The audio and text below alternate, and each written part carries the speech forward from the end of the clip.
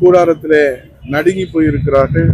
கூட்டணி கட்சிகளுக்குள்ளே, திமுக தலைமையிலான கூட்டணி கட்சிக்குள்ளே குழப்பத்திலே இருக்கிறார்கள். ஆகவே அண்ணா திராவிட முன்னேற்ற கழகத்தின் நிரந்தர பொதுச் செயலாளர் புரட்சி தமிழ் ஐயா எடப்பாடியுடைய தலைமையில ஆட்சி அமைவது உறுதி. ஜனநாயக ஆட்சி, மக்கள் ஆட்சிக்கு மீண்டும் மகுடம் சூட்ட மக்கள் தயாராக இருக்கிறார். ஆட்சி அமையணும்னு சொல்லிட்டே இருந்தவங்க இப்ப சசிகலா கட்சி தொடங்கிட்டாங்க.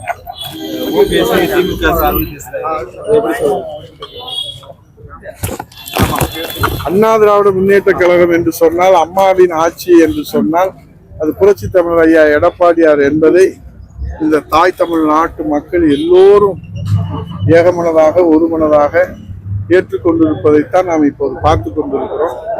அதைத்தான் நாம் பார்க்க போகிறோம். ஒவ்வொரு தடவையும் எங்களுக்கும் திமுக தான் போட்டி அப்படின்னு சொல்றாரு. ஒவ்வொரு வீட்லயும் சொல்றாரு. அதாவது பரீட்சை எழுத போறவங்க எல்லாருமே பாஸ் ஆயிடுவேன்னு தான் சொல்லுவாங்க. ஃபெயில் ஆகிறவங்களும் பரீட்சை எழுதுறதுக்கு முன்னாடி பாஸ் ஆயிடுவேன்னு சொல்லுவாங்க. பரீட்சை எழுதுறதுக்கு அப்புறம் தான் தெரியும் பாஸ் ஆகிறவங்க யாரு, ஃபெயில் ஆகிறவங்க யாரு. அதனால ஃபெயில் ஆகிறவங்க நம்பிக்கையோட பாஸ் ஆயிடுவேன்னு சொல்றது தப்பு ஒண்ணு. அது ஏற்கனவே உள்ள நடைமுறை தான். அது மாதிரி தமிழ்நாட்டில் பல நடைமுறை நடந்திருக்குது, வரலாறு. அந்த வரலாறும் அவருக்கு தெரியும், படிச்சிருக்காரு. அதனால அவங்க தொண்டர்களுக்கு, மக்களுக்கு நம்பிக்கை ஊட்டுற வகையில முயற்சி எடுப்பாங்க. அதை போய் நீங்க பெருசா பொருட்படுத்த தேவையில்லை. அதனால ஃபெயிலா போறவங்க, பாஸ் ஆகிறவங்க எல்லாரும் சொல்றத அவங்களும் சொல்றாங்க.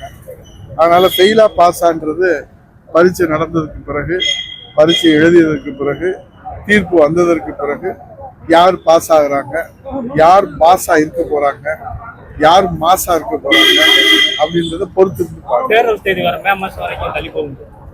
இன்னைக்கு தானே கூட்டம் நடத்துறாங்க. கூட்டம் தலைமை தேர்தல் ஆணையம் நடத்திருக்கிறாங்க. அனைத்து கட்சிகளும் சந்திக்கிறாங்க. ஆட்சித்தலைவர்கள் எல்லாம் அர்ச்சனா பட்நாயக் தலைமை தேர்தல் அதிகாரி தலைமையில சந்திக்கிறாங்க. செய்திகள் வந்திருக்குது. நம்ம பொறுத்திருந்து தேர்தல் ஆணையத்தினுடைய அறிவிப்புகளை பார்க்கலாம்.